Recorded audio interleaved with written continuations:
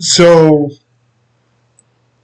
tonight we're going to be reacting to Coach Greg Adams talking about modern women and feminism and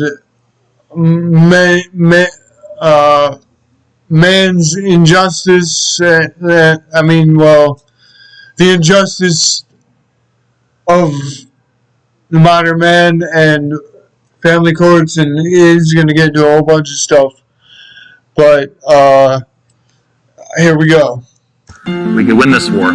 We can win this war? Okay, well, joining us from Orlando, Florida, is the man in that clip, Anthony Dream Johnson, who says he wants to abolish feminism and make women great again. No, but it also says, with the trademark, make women great again for women. Always great. Make women great again. But they're going to do a 3-day seminar Women for are women always trying to be led by all men. In mansplaining news, a 3-day conference for women led by men hopes to make women great again. How the 22 convention will make you the greatest you ever. Raise your femininity by 500%. First of all, how is a man supposed to tell a woman how to be the ultimate woman?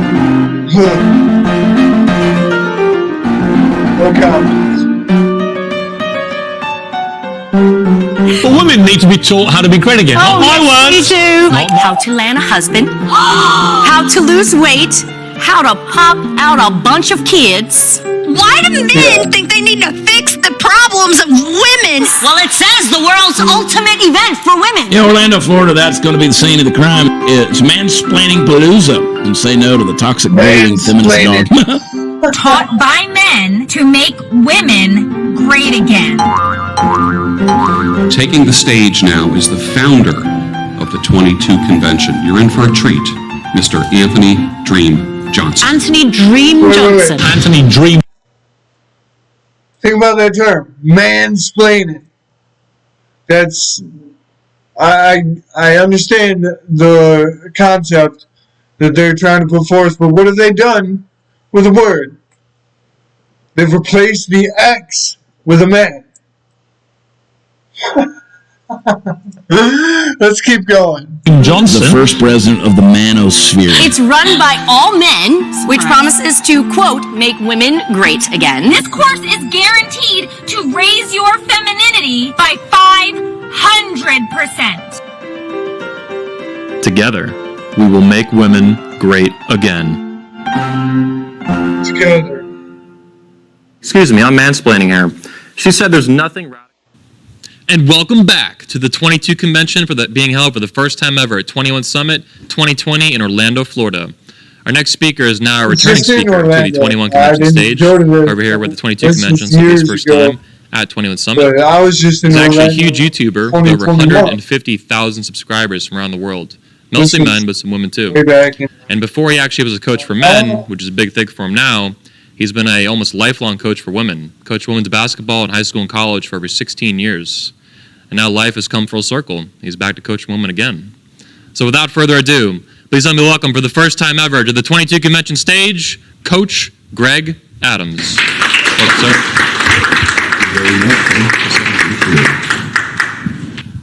I'm going to take all questions towards the end of the presentation. So if you have questions, please write them down and I'll be happy to talk to you. Okay? How you guys doing with all of this femininity in the United States? All right? Everybody love it? Men are leading the charge in femininity. Okay? They have taken over where you have abandoned it. There's more men being feminine and accepting and being happy about being feminine. And women are assuming the masculine position. Now, I'm going to tell you how we got here. See, the hardest thing for women to do is admit fault. Okay? And they don't have to, because they've been under a shelter of campaigns that protect them from accountability and responsibility. Anytime they do anything wrong, with a smile and 2 fingers behind their back crossed, they can get away with anything. And weak men, feminine men, have allowed them to do so. This is why we're here, okay? So, What are the results? We hear these. Now, women do get away with a lot. That's why I don't put up with them. I've not been in a relationship by my own choice for years, and I'm fine with that. You know what? If the pool of women that I have to choose from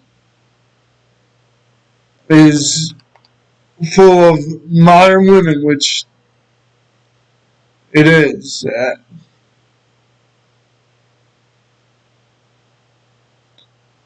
I'm fine being alone. You know what? It doesn't bother me. I can handle it. I have subconsciously programmed myself my entire life, my entire adult life, to be independent.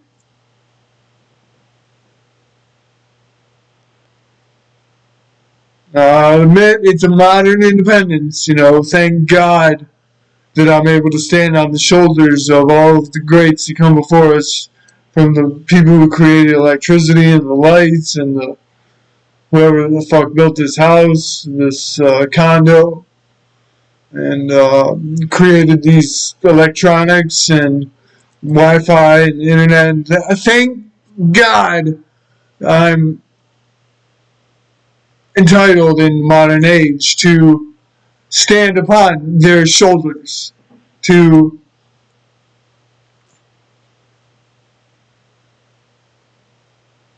for lack of a better term, or for lack of a better way of conceptualizing it, outsourced their efforts to benefit my life. Thank God I'm able to do that, and I'm very, very conscious that I have that privilege of living in modernity. It's a privilege to live in modernity. Not everybody makes it, as you're about to see in this guy's presentation.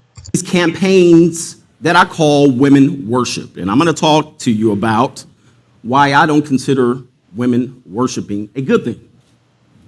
These campaigns, we've heard them all. Okay? Believe all women. That is something that I have never done. Not IRL. You know, from afar, maybe, you know, like, oh, she's so hot. But I've never put a woman up on a pedestal and catered to her needs, blah, blah, blah. Thank God that I was schooled early enough in life to avoid that trap. And it is a trap to all my younger viewers. As he's going to get into, and I'm not going to say, you'll see. Thank you, younger viewers. You're going to benefit greatly from watching content like this man. Which we know is a foolish deed. They're human. You can't believe human. Okay? Women are queens. Black girl magic. Campaigns designed by marketing companies to get men to say, oh, yeah, we should worship them. Women create life. Last time I took a biology class, I was told otherwise. Not all women would. It's true. These are things that we have right here on the tip of our tongue, ready to bail out any fault. Smile, two fingers crossed behind their back. Okay? So this is how we got here. And we got here because of what we call this equality movement right here. You know, people are asking me all the time, Trey, what are your kids' names again? Trey, how many kids you got? Trey, you got any kids? And I'm like, well, I have never allowed a woman to reasonably assert that the fruit of her womb was the fruit of my loom, if that's what you mean. I've never allowed them to do that. That's my choice, so. Here, equal. Some people don't understand what equal meant. We have twisted it into a different strategy, meaning equal outcome. That was never the design. Equal opportunity and rights was the design, okay? So because of feminism,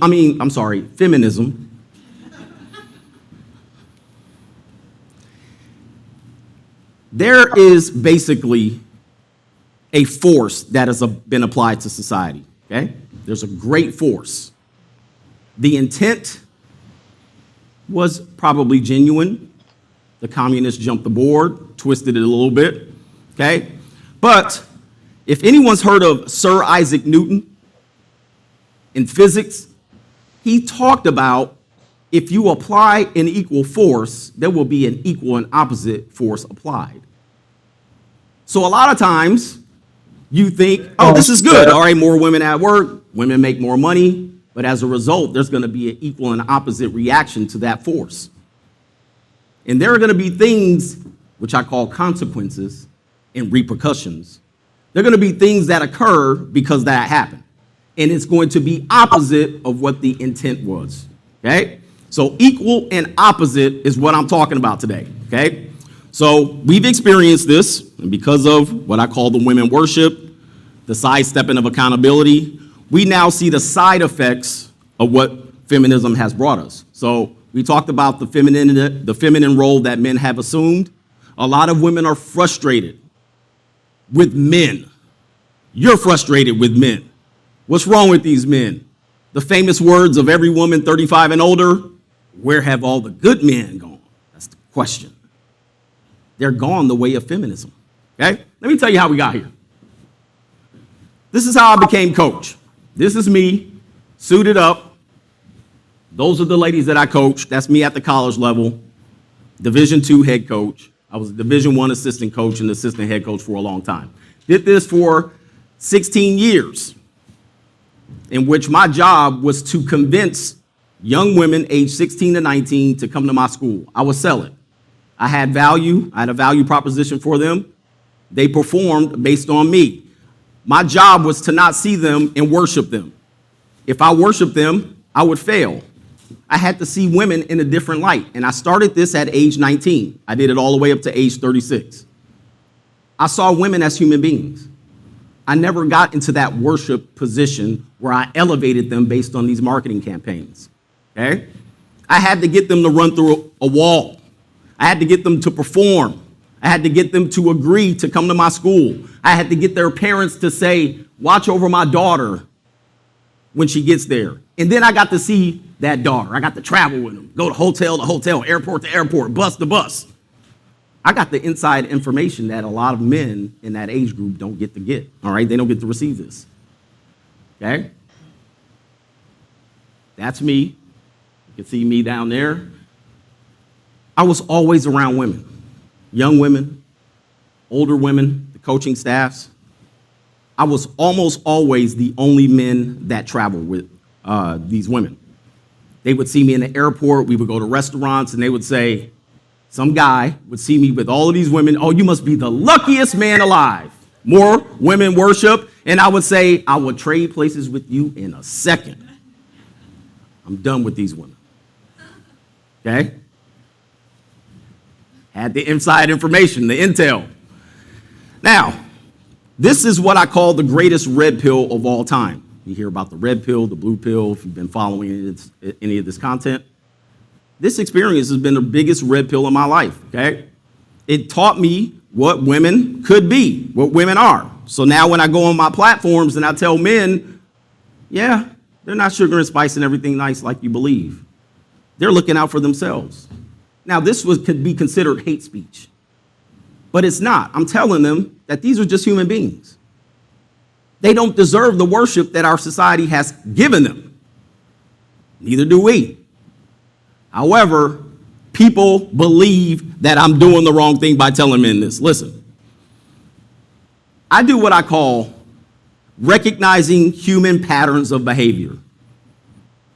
On Instagram, one of my nicknames is Coach Stradamus, okay? Because what I do is I take an event and I say, well, based on what I've seen people do, this is probably the outcome. And people go, man, boy, you're just Debbie Downer. You don't have any hope, any faith. And I say, no, I know people. I know when these things occur, this is probably going to be the response. And I do that for men and women based on my experience. So once I got done with this, I started a fitness training program in California. And of course, most of my clients, women. So I left coaching girls. Most of my clients, 70% of them were women. And I got to be with them. I'm their psychologist. I get to talk about them, their spouse, their boyfriends, their breakup, their ups and downs. So I'm getting information most men aren't getting. They're getting the worship, praise her. And I'm getting Jesus. It's another human being with a lot of faults. But I'm seeing not a lot of accountability and responsibility, right? Okay? So what I decided to do was go on YouTube and tell them my experiences. And why? Well, listen. Was born to a single mother. They were both, mother and father, not married. Father was around, but as a teenager, me and my mother moved across. We were cross country from my father, so he was just a telephone call away. He's not a really great communicator, so the calls were like 6 months apart, okay? So I grew up in a single mother household, so I have some intel on that as well, okay? She was a corporate-driven individual. I wouldn't say strong and independent, but very much independent. Worked for 3 or 4 Fortune 500, top Fortune 500 companies. Very talented and skilled person when it came to that. However, I'm a young man without a father, okay? I'm a young man raising himself. I'm the statistic. I'm the anomaly that made it. Most young men don't make it in that environment. Then I did what most people do when they live the Hope strategy. I attempted marriage. Out of that marriage, I produced 2 children. They are now 14 and 13. Got a daughter, is the oldest, son follows. They're 16 months apart. Okay? Like most people in America, marriage doesn't work, especially if they've been raised in a single mother household. The likelihood of that working is slim to none, and Slim just died. Okay? These people know nothing about marriage, nothing about family. All they know is what the media has told them about it. They sold them a dream. And they also sold feminism to that woman. And at any particular point, she can latch on to that and destroy the family. Okay? So I've lived a crazy life by this particular point. So now I say, I'm going to go on YouTube and tell all these dudes what's going on here. Because not only did someone introduce feminism to my wife, then wife, she introduced me to the legal system associated with it, that feminism. Took 18 months to figure out how to divide 0 and 0.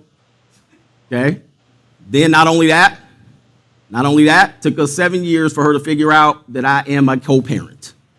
Went to the court 3 times to get full custody after the judge said, no, we're going to make it 50-50. She couldn't live with it. Tens of thousands of dollars, meeting with judges, mediators, attorneys, counselors, child support office, child protective services. Police called on me 3 times just for talking to my son at a common event my daughter was playing in. I recorded it and I put it on YouTube. She took me to court. See, these systems are in place for women because of feminism. Feminism put these things in place to destroy the family. Now, people don't know this because they've never been to a family courtroom. You've never been to a courthouse. So the people that say, oh, don't you want love? Well, that's not what marriage is about. It's not. Because I go to the family courthouse and I've been there over 100 times. I'm looking at people who loved each other, going at each other's throat, with people employed to make this happen. That's the safety net for women. So when they get in marriages now, a woman knows, hell, this doesn't work out. This is my starter husband. I can destroy this family. And this guy's worth more divorced than married. I can get some benefits from him, go out there and ride the cock carousel, enjoy my strong, independent life. Who gets hurt the most? The children. Children. What about the children? For the last 40, 50 years. And we wonder, where have all the good men gone? You know where they went? 60 million aborted. There's probably some good men in there. Okay? Probably a couple of good men in there. But we fight. Oh, this woman who went out there and threw her body around the carousel, she gets to decide because she created life. Wrong. That's wrong. She didn't. She was the incubator. She passed it from her body. Two people created that life, but feminism will say one person did and she gets to decide. Takes two. Where have all the good men gone? Good men will agree with this stuff. Anybody heard of Gladys Knight? She had a song called Mr. Welfare. Stuff the media will hide. They'll never play this song. It talked about women don't go see Mr. Welfare. It's going to destroy your family. You don't hear that today. We hear women praise, women worship. Women can do no wrong. Women have choice.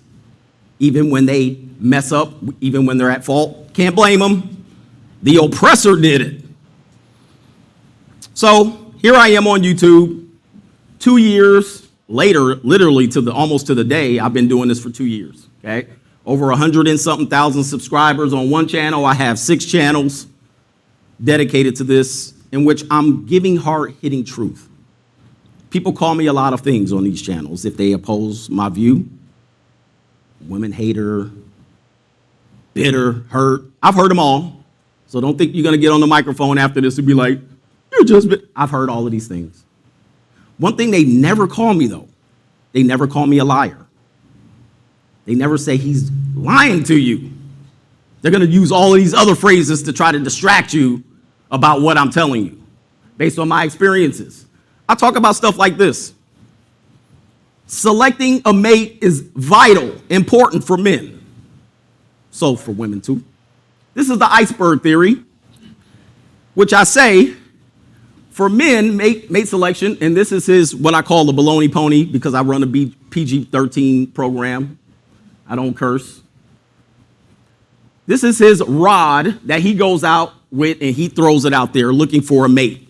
He selects from 3 characteristics: age, sexual attractiveness, and his desire to have sex. Most of the time, any man that lies down with you, he's not intending to have a baby with you. He's just practicing. Unless he agrees to it, then he intends to do it. Unfortunately, you go to the courthouse. Remember, she created life. Well, go to child support court and then apply that principle. What do they say? Oh, you did it too, so you're responsible. What happened to she created life?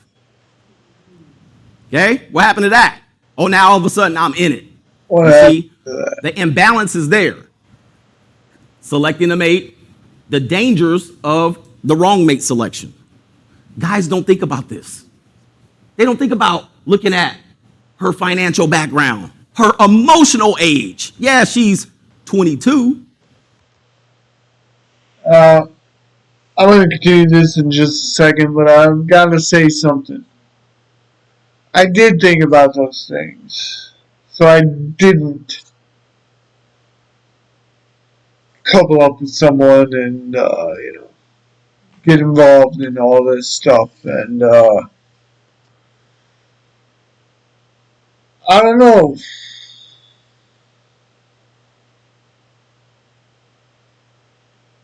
I'm not going to say that I have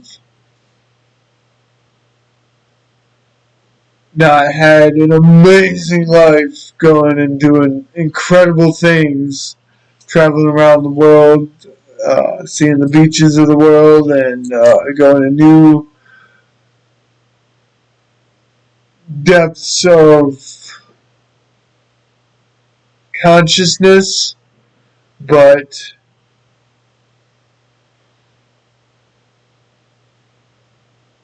I did it alone, and that's good for me. But I don't know, I just, like, the few relationships, not couple relationships, but the few women I've known, that I've known them intimately enough to wish to share experiences, more experiences with. I had already created a program to disqualify them. I disqualified them before giving them a chance, and I mean, well, yeah, I've escaped a lot of shit, and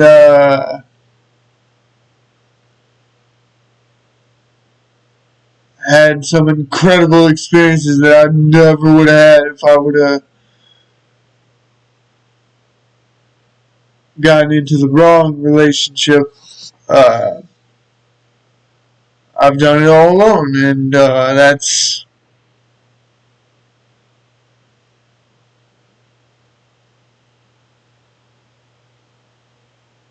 well, who does that help? She act like she's 10. She's 45. She act like she's 20. Okay? These are the things that you need to look out for. What about this student loan debt? You know who the bulk holder of the student loan debt is in this country? Other than myself. I love helping myself. There's, I'm important. I'm not trying to say something I don't want to stand by. I have importance. I'm a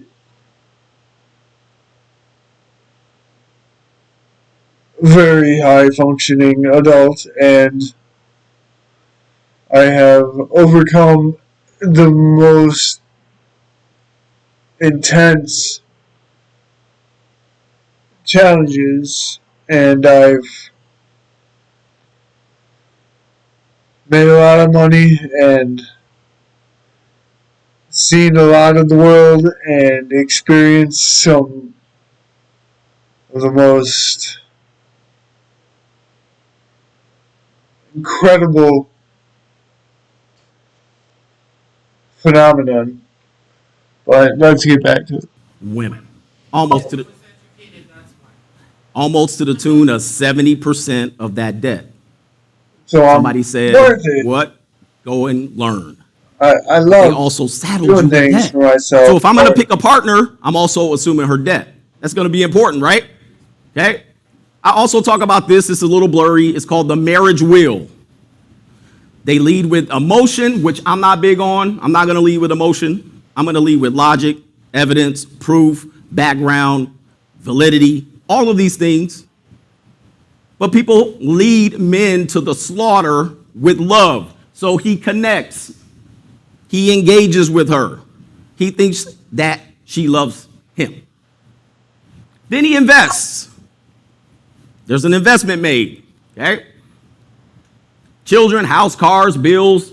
You guys go on family vacations. You take pictures for Facebook, et cetera, et cetera, et cetera. We already know how the story goes. Then you get to the point, 60% of people fail. Why? Bait and switch phase number 3. She can change her mind about the rules that we agreed to up front. And when that mind change occurs, the contract is the contract. He might not even know why. She might not even know why. But the system is certainly in place for that to happen. Most men don't want to hear this. They hope. And I say, hope is not a strategy. Okay? Hope is not. She doesn't change her mind, but if she does, your investment is going to be put up on the block. Put up on the block. As a result, the disengagement phase occurs. What's going to happen? All kind of stuff. Divorce, family court, child support, all of these systems. All that shit. He's going to lose his kids, or he has to fight for them. Gotta fight. Et cetera, et cetera. Probably going to lose. Then people come in. Some people re-enter. 70% second marriage failure rate. third marriages fail 80% of the time. Okay, we're talking about almost a certainty. And the lawyers are happy. Okay? So we're going to talk about the scoreboard of feminism. Okay, let's go back into Newton's third law, which is for every action, there is an equal and opposite reaction. Remember I said, everything that you do, if you apply force to it, it's going to have an opposite reaction. If I apply the same principle to feminism and we just say, oh, we're celebrating more women at work, women make a little bit more money. Okay, what else happened? Something opposite had to happen. Society doesn't want to operate on Newton's law. They just want to say everything's good. Okay? I wrote this book called De-Evolution, Feminism's Reverse Engineering of American Women. This is by design. It's not women's fault. It's not women's fault. Now, if you come to my channel after watching a week's worth of videos, you'll be like, damn, he blaming women for this. But after a while, and there's a person that's been on my channel for a long time back there, she's shaking her head.